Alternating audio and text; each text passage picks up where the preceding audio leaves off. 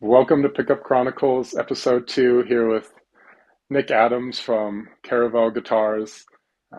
Pickup Chronicles is hosted by Llama Pickups, and really the whole concept is just getting together with like-minded people, whether they're guitar makers, musicians, pedal makers, amp makers, whatever it may be, just some of these people that I really just cherish having these conversations with and wanting to share it with everyone as we support each other and the work we do. And so this week's guest, as I mentioned, is Nick Adams from Caravel Guitars. I'll let him do a quick introduction, but I met Nick at the Utah Guitar Show in Salt Lake City. Um, Instruments blew me away, blew everybody else that touched his instruments away. I want to talk more about that as we kind of dive into the episode. But yeah, Nick, thank you so much for being a part of this. And yeah, I just want to open it up just a few minutes, if you don't mind, just giving a really brief kind of introduction. Yeah, of course. Well, thanks for having me. Like I said before, yeah, my name's Nick Adams. I'm the builder and owner of Caravel Guitars in Salt Lake City. Um, since I started, I guess I'll back up. Marcos and I share something of an alma mater. We both are products of the Roberto Van School of Lutherie in Phoenix, Arizona. Um, that is kind of a magic place, I think, and it's the birthplace of many a company that's made an impact in the industry of music and particularly rock and roll. So proud to be a part of that. And that was one way that Marcos and I connected right away. We had that in common. So definitely great to share that with you, man. Um, I think that we both have a similar mindset of wanting to make the best product that we can. Um, and just wanting to make something that is reminiscent of something that's been important in the past, but might be a little bit different now. Not making it a copy of things, but taking inspiration from great things that have been. So, yeah, I respect you for that, man. So, thanks for having me. Long-winded, but yeah. Yeah, thank you. Likewise, likewise. Yeah, well, to kind of just like warm things up, we'll jump into a rapid fire question round. So have my notes in my pocket here, superficial. And we'll just like the first thing that comes to mind. I think there's like 8 to 10 questions here. Like first thing that comes to mind, just like throw it Of course, out, and we'll go from here. Okay, single coils, humbuckers. humbucker all day. Um, I love the sounds that people make with single coils. I don't know what to do with them. I'm a metal guy, so Yeah. humbuckers for All me. right. But I love what people do with all different pickups. Not so big Yeah. on gold foils, maybe, but whatever. Fair enough. Fair enough. Six string, seven string. Depends. I play both. I think that kind of segues into why I designed one particular guitar that seemed to be really popular, like you mentioned at the expo, which is the Spade model. That's Yeah, kind of the one love that that gets a one. lot of buzz for me. Um, I love the sound of a seven string. I love the extended range. Yeah. But it's just easier to play a six string. So I developed a baritone guitar. I'm not the first person to do it by a long shot, but I developed a guitar that I like that's a little longer than say a Fender scale length. It's like 26 and a quarter ish scale, Okay. and it will handle those drop tunings approaching that low A of a seven string or something like that, without feeling Yeah. overly cumbersome and too long to justify it feeling like a six string. So yeah, I wanted to play kind of more like Fender scale, but be able to handle the low tuning. So for me, six string if it's done. Yeah. Okay. All right. Do you use your tone knobs at all? Nope, no tone knobs. No? Most of it, Just I leave mean, them? yeah, on one of my other models, like on the Elysian model, I kind of built that around being a little bit more classic. Um, so I put a tone knob Yeah. on it originally, Okay. but Mhm. me personally, no, just volume knob, just a volume with a Yeah. treble bleed on it. I like that. Okay. But also, I think that part of the beauty of being a builder is that whatever you're feeling at the moment or whatever somebody may be feeling, Yeah. Yeah. they can do it. So if somebody said, make me a spade, but put a tone knob on it, like, fine, no problem. Yeah. Yeah. What about your volume knob? Do you end up riding it very much, or do you like a set and forget kind of situation for you? Mm, it kind of depends. Um, Usually it's just wide open. I could probably deal with a guitar with no Okay. knobs, honestly. Just a single Yeah, pickup yeah, wired, just wide open. Um, yeah, but uh, yeah, I mean, it's definitely nice to like be able to control, especially for on stage. You know, you kind of need to be able to yeah, kill it. yeah. I guess if you have a tuner, whatever. But no, I'd stick with the knob. Yeah. Okay. All right. Fair enough. What's the next piece of gear on your wish list that you can't make? Uh, Soldano SLO 100. Okay. Yeah, Okay. I know it's Yeah, so those are killer. superficial and expensive, but I just always love the Yeah. SLO, and I really want it. I'd like, you know, Jim Kramer from Roberto Van. He teaches the amp course. Yeah, yeah, yeah. Okay, so Jim Kramer is like one of the most hyper intelligent to a fault people I've ever met, and it's kind of hard to deal with someone like that sometimes. I love him so much, and I had such a great experience with him. Um, but he's just eccentric to say the least. I've talked to him a few times since I haven't been a Roberto Van for a couple of years, and I'd love someday for him to just make me a clone and of an Okay. SLO and Kramerize it because he does some things that I really like that that are characteristic of his designs, and I'd like him to basically do an SLO his way. I think that would be like my next real Okay. actual acquisition. I think, Yeah. Okay. yeah, Nice. Yeah. I think all of us are a little eccentric in this like gear world. I think, yeah, we're all like this great collection of, yeah, just unique people. Yeah. definitely. That's We're one gonna have thing to I love talk more about the about that. industry. Yeah. Yeah, Yeah. It's like these are our people. This is who, yeah, we're supposed to be hanging out with. definitely. It either works for you or it doesn't. Yeah. Hmm. Yeah. Cool. Clean tones, distorted tones. Distorted all day. Um, Okay. I like to do intros in the music that I write for what that's worth. So, like, Yeah. Yeah. intros with a clean tone, that's cool. Could probably get away with just an acoustic. I like Okay. being toward the kind of folk sound of like black metal. I like that. I don't just play like black metal, but I like the incorporating acoustic instruments into really heavy music like that. So could probably get away with just distorted tones. Okay. Next one. What is your favorite part of the building process? Design, construction, finishing. Paint, yeah, Okay. doing finish Yeah. work. I I really enjoy doing finish work, and I know that's like an odd favorite to have for most people. Absolutely. Yeah. Yeah. Um, so when quick digression, I guess when I was a kid, my dad had a collision repair shop, an auto body shop. Okay. So when I was about 14, I started apprenticing in the shop. And the thing I was attracted to the most was finish work. And so I was always bothering his painters, hey, teach me how to prep, teach me how to paint. Until finally they were like, fine, you can just prep for us. And they kind of shrugged it off as like the boss's kid just wants to do whatever he wants. But I really liked it. I Yeah. learned a Absolutely. lot from them, and eventually, once I was about 16 and could work legally full time, I started painting full time for my dad as like a secondary painter. So I painted on a production scale and Okay. light custom work. Like friends of my dad's would come in and say, um, "I have this motorcycle. Paint the gas tank for me, or paint the fenders in the gas tank." And I do those kinds of jobs while the lead painters were doing the big, like main production stuff.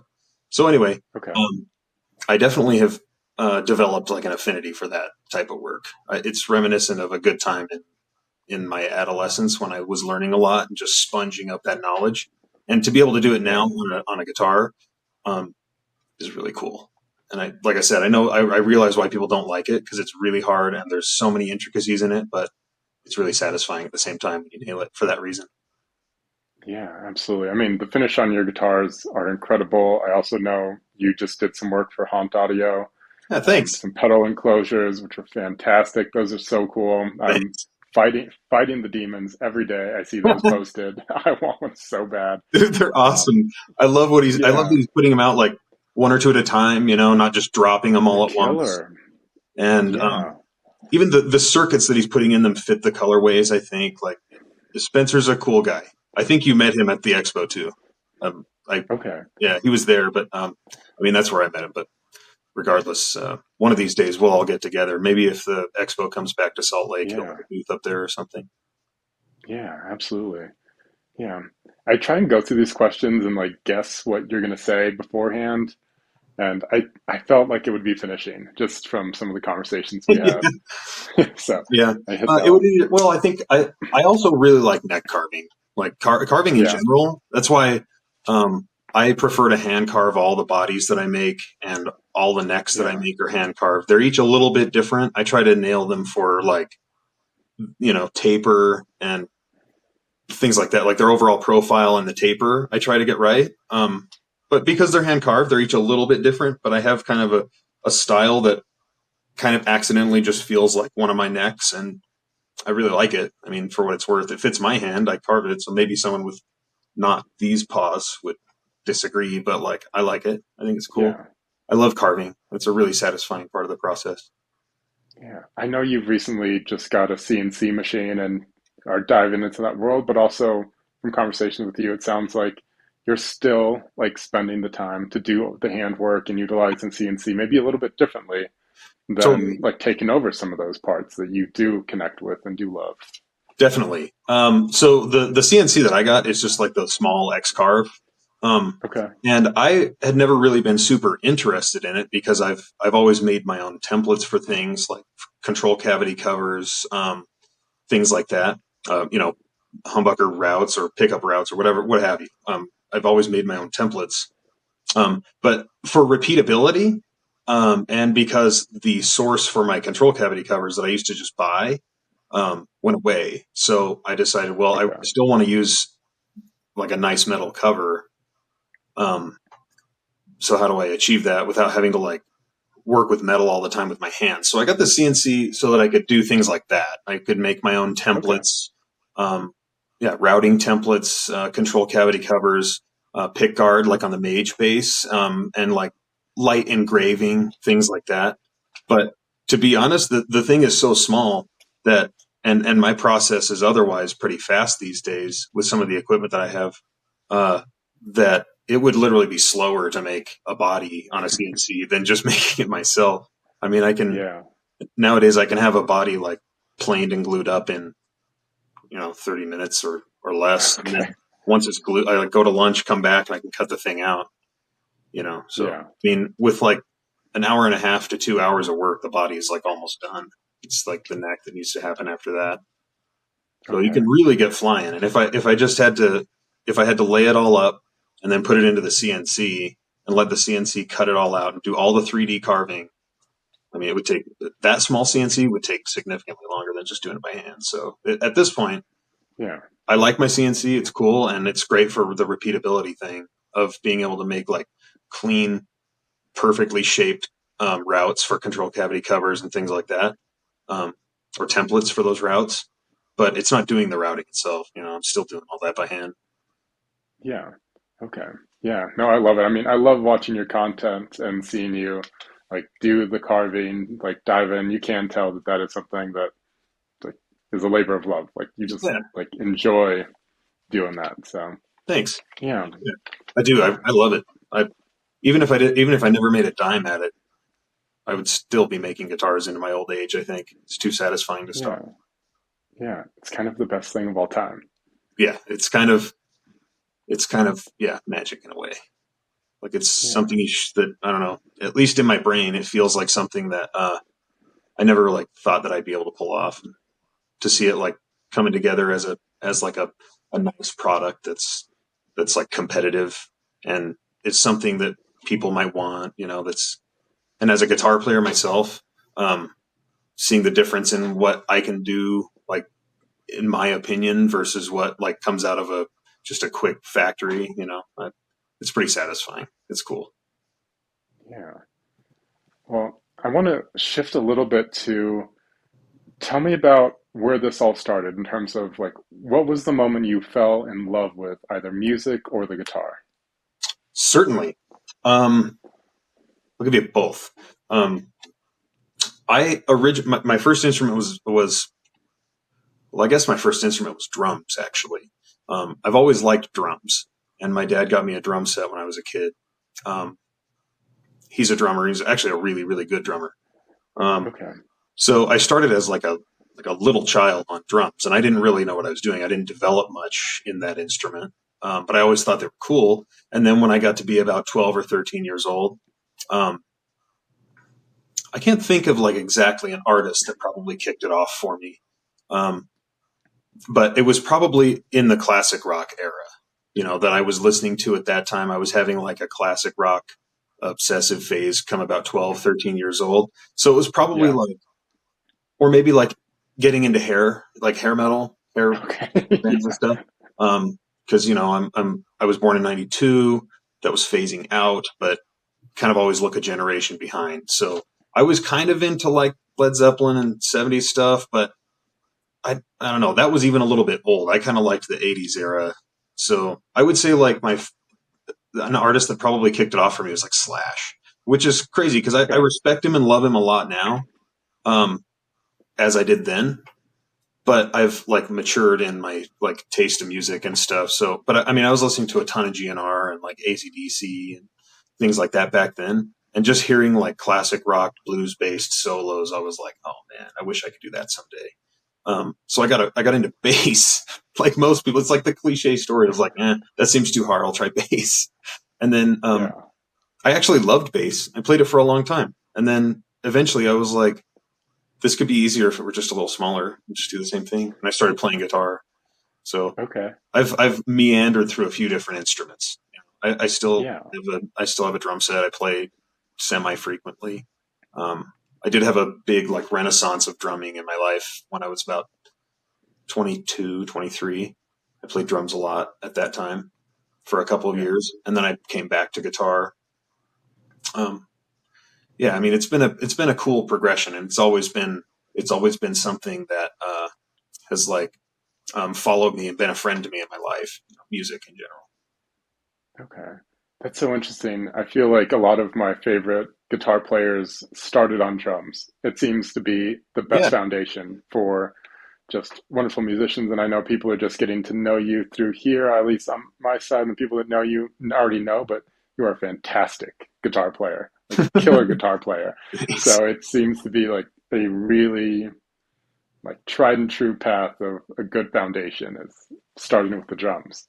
Thanks. Yeah, that's cool. I think maybe looking at it maybe like somewhat scientifically, if you would, if you play bass and you understand drums, then you're tight with the drums. If you play neither and you play guitar, you're in your own world. If you play bass or That's a drums good or way. both and Yeah. you understand what that needs to do, you understand how to stand apart and be opposite and not fill too much space and fill the space in between. I think that's important. Yeah. Yeah. No, I think it's a really good way of kind of calling out how that is created in terms of, yeah, like I'm visualizing all the times that I've gotten to see whether it was at the Utah Guitar Show or like on some of those Robert Rask, he posted a video of you visiting his shop and Yeah. just, yeah, like watching you destroy it every time I see you with a guitar in your hands. Thanks, It's like, man. yeah, That's yeah, awesome. it's wonderful. I just love to rock out. It's cheesy, but that's just what it is. I just pick it up and it puts a smile on my face, and I just want to just play it as loud as possible. you know? Yeah, yeah, It's rock and roll, man. It's unapologetic. That's what have always loved about it. yeah, absolutely. Well, I wanted to ask you a little bit about, you touched on it a little bit earlier, but about Roberto Venn for a little bit. So, Oh yeah, um, I know obviously you're a grad of Roberto Venn. I actually am not a grad. I've taken all their side courses. I've bugged the heck out of those poor guys. Like that's one of my biggest regrets is not like attending as a student, but later in life I jumped back in and I would go to all their weekend courses over and over and yeah, over, and that those poor counts. guys are just stuck with me, Yeah, kind of thing. that And so, counts. but I That wanted totally to, counts. yeah, I wanted to ask you a little bit about kind of your experience there, how that's influenced you, your connection to them now. Just, yeah, I Oh yeah, wanted to open up that Roberto Vendor a little bit. sure. Let's backstory a little, I guess. Yeah, absolutely. When I was about 19, I joined the Marine Corps. Once I got home, My first job was at a door shop. Okay. They made interior and exterior, um, just doors for homes. And I worked in the interior department. So my job was to frame the like Chinese doors that came in on a truck. That was Yeah. otherwise pretty boring production job, but it was in a wood shop with real equipment, and they did do milling and layup and things like that for exterior doors that were really nice. And I was always bothering the manager, Paul.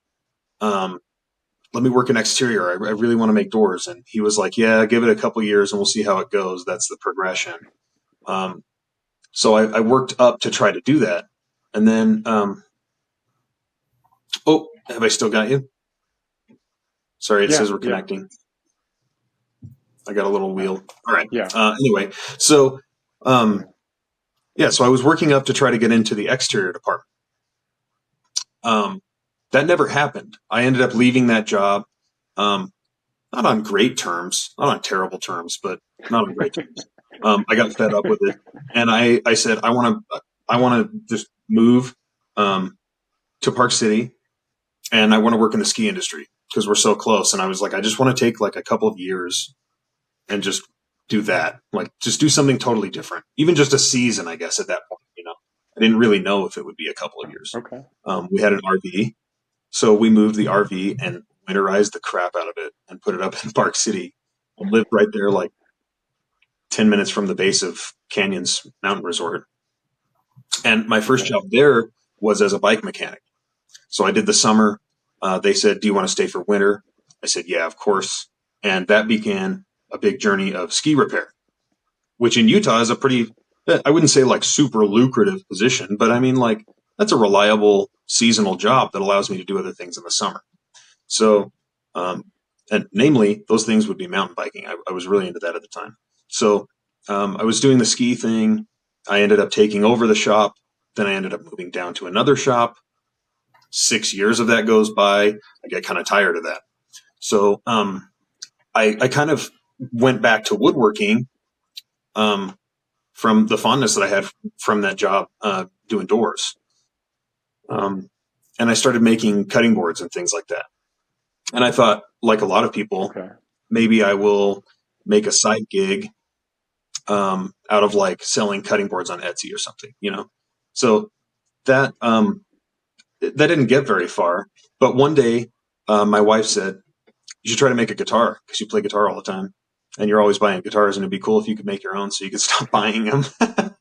So I I kind of shrugged that off and said, "I don't know if that's necessarily something that I would ever be able to do." It seemed really far fetched for me that I would be able to do that. I didn't have the skills in woodworking.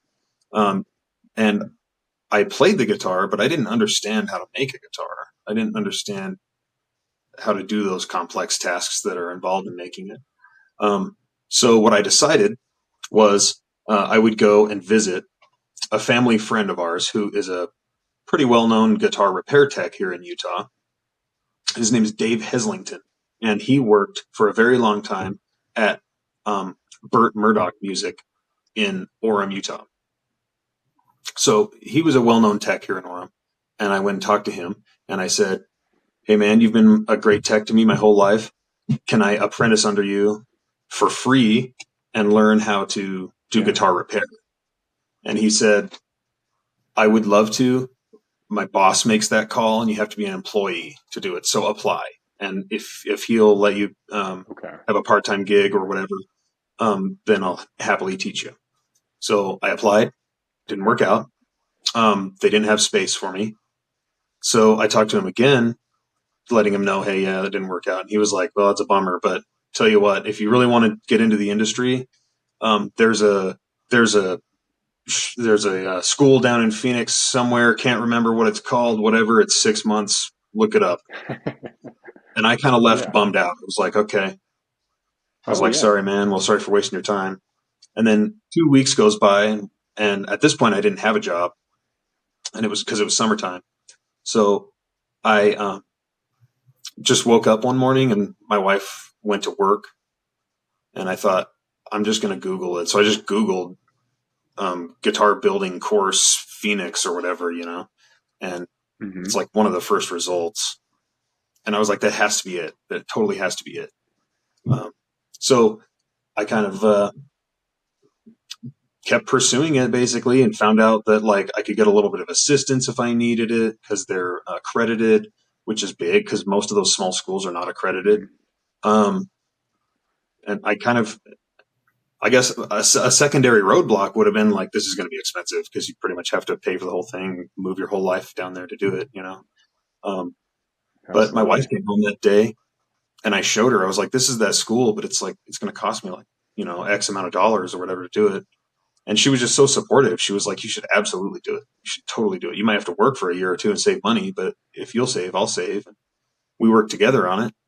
I did 2 more seasons at the ski shop, and Okay. I was able to save most of what I made from the ski shop.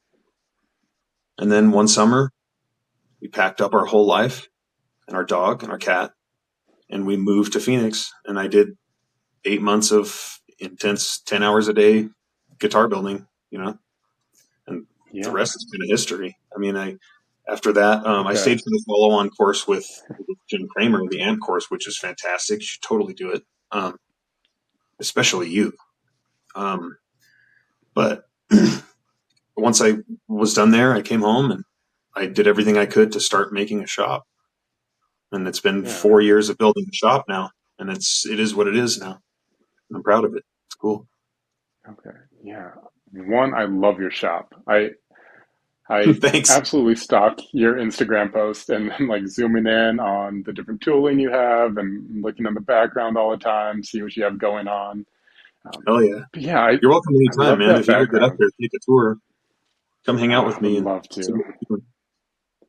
Yeah, I would love Glad you to. like it. Yeah.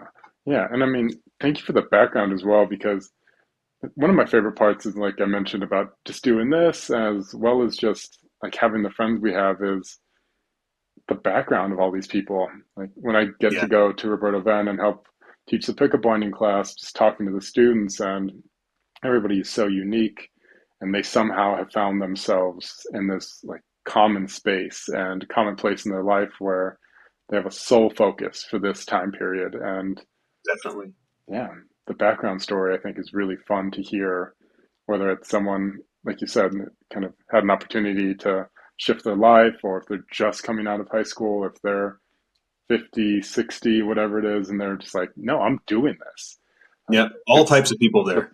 yeah, I love it. It's That's one of the best things that I found about it. Also, is just that it's such an interesting amalgamation of people from all different walks of life in different parts in their life, different times, different places in their timeline, converging and doing the one thing that they all like to do. Some people find out while they're there, maybe I'm not so much of a woodworker. Some people find out I didn't know I was such a woodworker. Um, Yeah. Other people find out that they really want to do repair or something. But everybody's there because they like Mhm. guitars. Everybody's there because they like stringed instruments of some type, and they want to be in the industry and they want to be involved in whatever's going on. And I think that particularly the guitar industry and lutherie in general, even lutherie adjacent stuff like pickups or amps or whatever, um, is about to have a massive resurgence. At least I hope. But there's been kind of a nice, solid, long time period where the industry has been dominated by large companies that make great stuff. But now we have a little bit more access to, first of all, training, and second of all, probably tooling to be able to Mhm. bring up small companies and make something that's different. And that's something I'm really excited about, and I am here for it. I know you are too. Yeah. Yeah, absolutely. I mean, that's the that's essentially the entire goal of this is there's so many pockets of excellence in terms of what is coming, whether guitars, amps, pedals, whatever it is, that I just want people to be aware of it and people Yeah, to understand that there's some options that are top tier that will blow your mind totally. with easy access if you're just aware to who they Yeah, are, where they are, how to get a hold of these people. definitely. I'm glad that you're doing things like this because that's how we can spread the word too, and just get it out there that there's other options. I don't think it's that somebody doesn't want to buy something from a small company. I think it's a lot of people don't know. I think Yeah, you get a Guitar Center for a lot of people, which is yeah, great. You can make a legendary career out of that gear, you know. But if you want something different, there are options for sure. yeah, absolutely. Something laced with intentionality, I think, Hmm. is one of the pieces that you're not going to obviously find at that Guitar Center. You can it still like can be a great experience, but yeah, the intentional nature behind it, I think, is a really beautiful part of what, yeah, a lot of us are going for. Definitely. Yeah, and maybe kind of speaking about kind of coming out of Roberto Van, other options. It's like, tell me a little bit about kind of what you're up to now with Caravel guitars and yeah, just what's on your mind. What are you focused on? That whole world. Um, so like many people, when I got back home from Roberto Van, I thought, well, I guess the ski industry is kind of behind me now. Maybe I'll get a job at a Guitar Center or something. Try that out, do some repair, and get some notches in the belt. Um, I worked at a Guitar Center for 6 hours. That didn't work out for me so well. I didn't. One day, I didn't like the pressure to hurry, hurry, hurry, and get something done, make more money, this, that, and the other. I don't mean to sound, um, stuck up about it, but it's just not me. I don't find any art in hurrying to do that. And I know a lot of people are kind of like, "Oh, gag, let's not do the art thing." But but to me, it's always been that way. So I have to stand behind it. Yeah, Like I know it's the same way for you too. You want to take your time, make a great pickup. Nobody likes to clip all the lines out of a pickup that was almost done anyway, just because you did something in a hurry. Nobody likes to refinish a guitar once you're set up and ready to put strings on it because you scratch it or do something dumb. It might be yeah, like absolutely. not repairable. Some of the finishes that I like to do are like what in the automotive world would be considered like candies. So they're Hmm. like a metallic flake with a clear coat over them, and the clear coat has a dye in it, so it's transparent, but it's colored. Um, if you if you ruin that once it's already there, there's not really any repairing it. You kind of go all the way back down and start over. And that's a multi-stage paint job. So yeah, taking your time and making it come out right is huge for me. So that's why that didn't work out for me at like a big box store.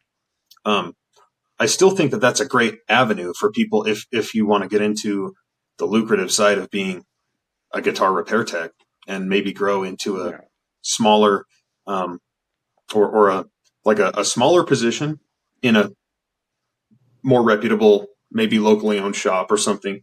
For example, one of the best shops here in Salt Lake, I think, undisputed for the most part, is called Guitar Czar. okay. Um, and they're a locally owned shop. They have nice, like high end gear, and they have really, really good repair. They're the only shop in Utah with a plug machine too, which Okay. isn't like mandatory to run a great repair shop and do great fretwork, but for what it's worth, they're established and they have great tooling and stuff. They're taking it So if you want serious. to grow, Yeah, yeah, if you want to grow into a position like that where you're entrusted with a shop's reputation, it's a good stepping stone, to like show that you have some hmm, experience other than just school. Because at least in my experience, before I had any experience whatsoever, I couldn't give my labor away for free.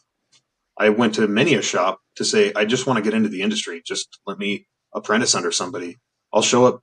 I'll show up 8 hours a week for free, 2 days, 4 hours of 2 days a week yeah, for free and do whatever. And it's hard. Like, understandably, people didn't want to trust me to do that. So having the, having a little bit of something to show for it from Roberto Band, which is actually more than a little bit. It's kind of like a nice, solid, like yeah, reputable.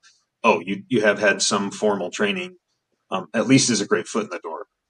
Then follow on training or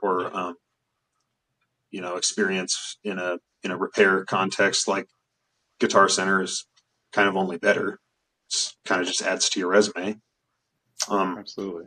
that didn't work for me for reasons I described, but also I think that immediately I found like I don't think that like just doing guitar repair is what I want to do. I was in love with building from the start at Roberto Van, and they make it, at least to me, they just made it so fascinating. Like every day, I was so stoked to get out of bed and go and make guitars. And I just wanted to get up, and, it's like 7 a.m. You're driving to school. I just wanted to crank rock and roll really loud and just be like, this is what I get to do today. I get to go do rock and roll things and build guitars.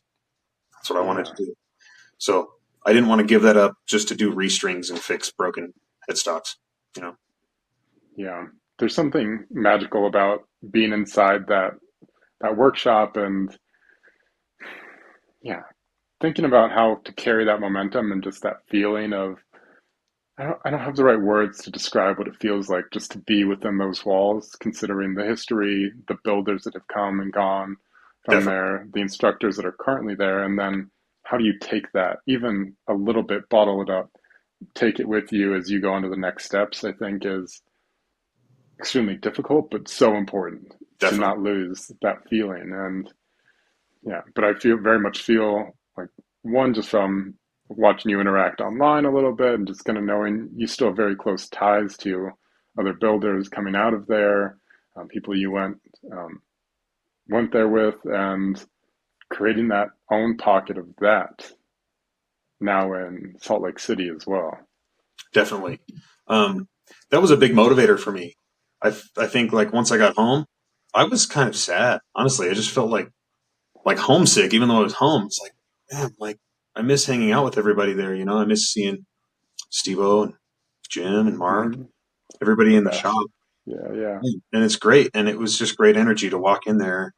And even if they're not having like the greatest day, it seemed like by the end of the day, like almost every time, like you kind of just can't help but leave like satisfyingly tired, just like, yeah, we did some good Hmm. work today. So maybe, when you're working for yourself, it's a little bit different. Like in my case, some days I show up and I don't get anything done. And other days I show up and I get a week or two worth of lutherie accomplished in like an afternoon. It's just kind of goes that way for my brain. That's not everybody. Like I would say a great example of someone polar opposite in the guitar building is Rob Gray from RIP Guitars here in Utah. Oh, yeah, Dude, killer. that guy is a machine. He can crank out so many guitars so fast, and he has the brain to like always be producing. And he does great work, and he has tons of experience, so it makes a lot of sense. And his shop's really established. But for me, I have to like just get there and like have my coffee and get in the mood, and yeah, like Uh-huh. set the scene, and then it's like for him, fast is fast and do it right, and for me, like slow is smooth and smooth is fast because if I don't ruin it, it goes faster. So Hmm. I think Yeah, yeah. that's probably a flaw, or probably like an example of uh, like how people grow. Like just over time, you get better at it. Your process gets smoother. Um, yeah, you grow, you gain experience. I'm not up to Rob's speed Yeah, by any means, but I love doing the best that I can and making sure that it comes out great. It's satisfying. yeah, Yeah, yeah. He's someone that's really interesting to me in the respect that he's so willing to share information with totally. anyone that seems genuinely interested. You could tell that's kind Yeah. of the marker of a lot of builders that I really connect with or feel like I really respect is that there's not this sense of I can't share this information with you, but I Yeah, also feel like there's this part of that where it's the execution of that is just a whole nother thing. definitely. So yeah, Yeah, of zero. course I can arm you. Yeah, yeah, totally. I mean, there's zero gatekeeping on his part, and Hmm. it's something that's super respectable about him because there is that element, like in any uh any job, really. I mean, there's gatekeeping in ski repair. Like people feel like if they tell you how to do it really really well, then you're going to take their job and all their credibility goes out the window. But it's not. It's actually the opposite. If you're willing to share things and you're willing to show your knowledge and help people, um, it only shows that you're confident in your ability, and it only shows that you're willing to help other people, and that gains your respect. Also, it's not like, I mean, somebody who I had for example, a few weeks ago, I was fretting a few guitars, and I did a Instagram live or something, which is something I never do. It's kind of weird for me to do that. I feel a little awkward, but I was doing a live, and somebody showed up from France and was just hanging out for like 5 hours while I did it, asking all sorts of It's the questions. best. Yeah, it was awesome, Yeah. and I made like a great friend. Um, but I was super willing to share, and he even told me like his friend has a space to have a shop and whatever. But I mean, think about like, man, it's taken me so long and a lot of money and a lot of effort to get my shop to what it is to be able to produce like that and to be able to produce what I want it to do. Um, Hmm. by giving someone a little bit of knowledge, like to get started, it's not like tomorrow they're going to have this insane workshop and be able to do what you Yeah. can do. So like, it only helps you to share, you know. I try to be open Yeah. and try to, um, I try to do what Rob has done for a lot of other people, myself included. You know, I like to give him credit for that too, Yeah. because he's a good dude and he deserves it. And his company's doing well and he deserves it. I respect him. Yeah. Yeah. Absolutely. Well, maybe speaking of kind of connections and people in community that have come together, I wanted to touch base with you and kind of get your ideas around what you're thinking for the High Desert Luther Invitational. I know you're working on a build for that specifically, but what do you have prepared? What do you have planned? What are your thoughts for coming up to New Mexico? Okay. So originally, a few months ago, I had developed a build that I wanted to do specifically for the High Desert Show. Um, Hmm. I got sick, unfortunately, like a month and a half ago. I think I mentioned that, and it set me back kind of a Yeah. lot. I was kind of wrecked. So that build has taken a little bit of a back burner, but only because I have like 3 builds now that have come out. So I'm going to have plenty of material to bring to the show anyway. Hmm. And hopefully, if they do the summer show, then I do. If I can make that work to come down, then I'll make a specific HDLI build for that show and maybe bring that. But as of right now, I think my plan for the show is um, keep it keep it classy and keep it simple and just bring new stuff that because I've done a few shows. I've done like 4 shows now um, with 2 of the same guitars and 1 new one. So I'd kind of like to phase out the black spade and like the other redwood guitar and stuff that I had at the Salt Lake show in favor of some of the new stuff that I made. So um, I think it's cool because it'll showcase a little bit of the woodworking side of like doing natural finishes, which I really like, but aren't everybody's cup of tea. Um, so I'll probably bring something that's like showcases a lot of natural stuff, and then I'll bring a couple of things that showcase some cool finish work. I'd love to bring the gold guitar I'm about to finish. Um, Yeah. stuff like that. So I think showing like versatility is cool. That's kind of what I'd like to try to display. Um, Hmm. without sounding narcissistic, or at least without trying to. Like, I just like to show whatever versatility that I've got to offer, and not just be like stuck in the corner of I do natural finishes or what have you. You know. Yeah. Yeah. Absolutely. Yeah. I know I've been loving watching the different, like kind of we touched on earlier, the different finishes you've been working on. Excited to see what comes next on your builds and excited to get my hands on your guitars again Totally. coming up for the High Desert Luther Invitational here pretty soon. I'm excited Um, for it myself. I think it's going to be great.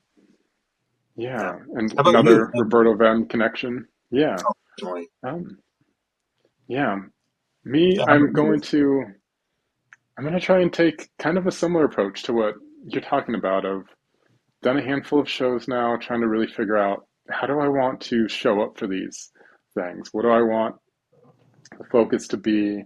Where do I want to put my energy prior to them? I think as wonderful as a guitar show is, it's one day and it can take a ton of time to Mhm. prep for, a ton of investment. Um, I don't think that's really appreciable unless you have prepped for one. Definitely. And it's the best. It's so fun. You get to connect with everyone, people get to ask questions, but the work beforehand is just a massive investment. And so I'm trying to figure out, yeah, how can I simplify to a degree? I think I've gone on both ends of the spectrum where I would bring maybe one or two styles of pickups just to create focus, and I brought everything. And maybe somewhere in between, I want to land on this show and just try to spend maybe a little more time connecting with those around me, have that focus spent there, I think Yeah. is ultimately what I want to show up with on Yeah. this go around for the show. How was the? You were at the show last year, right? Yeah, yeah. How was the overall um, display feel of the show and the venue? In the sense that like I felt a little bit weird at Abravanel Hall that we're like right Yeah, next man. to this like incredible Chihuly sculpture and like there's all these like different vendors and acoustic like many acoustic builders and I'm like one of two or three electric guys that like brought an amp. So it's like you know um I'm unashamedly not afraid to display and play my guitars. I think that if you don't play them and you don't Yeah, turn them up a little bit, what's the point in showing them off? They're just sitting there otherwise, just a paperweight. So you got to play them. So yeah, I was just yeah, wondering what the absolutely. climate was at the last show. Yeah, it was wonderful. I loved it so much. It was the difference could not be more vast in terms of like where we were in the Brevenal Hall. Like you said, we're like golden staircases, like literally in this like Easy, beautiful situation that we're at. a little But overkill, I but it think, was cool. oh, yeah, absolutely. But it's interesting to show up to just, it's a brewery, it's like set up really well and nice, but the second it starts, it just feels like very comfortable. It's the perfect setting. That's And awesome. I've maybe this is like guitar show like 8 or 9 or something. I don't know. I do think it might be my favorite by a long shot. To be really honest, I think there's Perry just does a really good job of prepping before and doing like he does a podcast. He tries to really like shout people out before they get Yeah, there, create community like well totally. before it's like time to go. And then you show up and it's like, oh, cool. There's like, I just saw this guy, saw that guy, whoever it may be. And then maybe you don't know them, but you're aware of them. You've been like digging into their stuff. You're really into it. And that just creates an environment where it just feels really comfortable in this like really beautiful brewery. And they have like a really nice setup. Um, That's but awesome. it's what you expect. It's definitely the back end of a brewery, but done really well. It's a really beautiful setup there. So Yeah, yeah, that's I great. think thinking of it in my mind, it is just yeah about how Perry presents it beforehand, and then it just has a life of its own Yeah, the second you get there, which he's doing it right. He's really thinking about that community aspect, how to build that, how to he very much thinks about who he invites to that in terms of personality type too, oh just yeah, to make sure that it's a good fit. Because I think as much as there's some really wonderful people in this community, there are some gatekeepers. There are some people that are like, I'm the best, don't talk to me. Like everyone else is maybe not worthy of my time. It's like, ah, oh, this is exactly the opposite of why this is a passion for so many of us. yeah, And he really fosters that piece of community that, yeah, that I love. yeah. That was obvious when the way that I got into the show was just that he made a post and I happened to see it. He's like, if you want to be involved, Hmm. contact me. So I did, and then he said, let's do a phone call. Let's do like a phone interview. Yeah, yeah, I was like, that's cool. I didn't really expect that, to be honest. It was cool. It was cool to see that like he does some gentle vetting to make sure that it's kind of like yeah. still the way that he imagines it, and that the community is being built, and it's not just like this you know ego fest or something. Hmm. That's Yeah, cool. gentle vetting is the perfect way to phrase that because, yeah, once everybody got there, it was just friends, which Yeah, is that's cool. the point. Yeah, So, I'm excited. yeah, I've never been down there anyway. I mean, I've been to Los Alamos. okay, That's a weird place, but okay, yeah, yeah, but oh, and I've been to Taos. Taos is a cool spot, yeah. but otherwise, yeah, taking the trip to Albuquerque, it's fine. I hope that people are getting excited about it too. I don't really know what to expect, like volume wise, but the more the It merrier, I was guess. great. That's It was awesome. really great. There is a strong local community that very much showed up. A lot of conversation about we came to the one before, so there. I think this will be the third. I only went to the second so far, but there was a lot of conversation about like went to the first one. It was great, so I was excited to see what the next iteration of this was. So there's like a snowball effect happening like in real time that was really fun to watch, and people were showing up very intentionally to support this community, and the numbers were really great. It was nice to be a part of. Yeah. Yeah. That's exciting. That's great. I'm trying to pump it a little bit here locally. I don't know if I'll get anybody from Utah to make that trip all the way down, but um, Yeah. all the awareness that we can possibly get about it is for the better. I think maybe Yeah. there's a room in the future to build it, expand it, make a second version of High Desert Lutherie, maybe even under the same name. Put one in Hmm. Salt Lake, put one in Arizona. Who knows where that goes? That could be really cool. Yeah, absolutely. Yeah, I think Perry's the guy to make that happen. He Yeah. seems naturally in a position to make this, yeah, go well. Oh, cool. Well, I, yeah, thank you again, Nick, for, yeah, joining today and for doing this. You were someone, yeah, being the second episode, you were very much someone I was excited to reach out to It's awesome. and get a hold of and just chat with. And we'll have to do it again in the future once I kind of get my mind around how to continue to do this because I know we could talk Oh yeah. forever and ever about this stuff. Oh, totally. Um, Hey, anytime, man. yeah, Thank you again for having me. It's been really fun and it's great to see you and talk to you. So yeah, anytime. yeah, Happy to be a guest on your yeah. show. Cool. Well, thank you again, Nick. I look forward to seeing you at the High Desert Luther Invitational, chatting with you on a regular basis online, like we do anyways. Yeah. Um, and before we wrap up, can you tell everyone where they can find you online and check out all of your killer builds? Oh, of course. First of all, www.caravelguitars.com, Caravel guitars.com, and also similarly on Facebook and Instagram.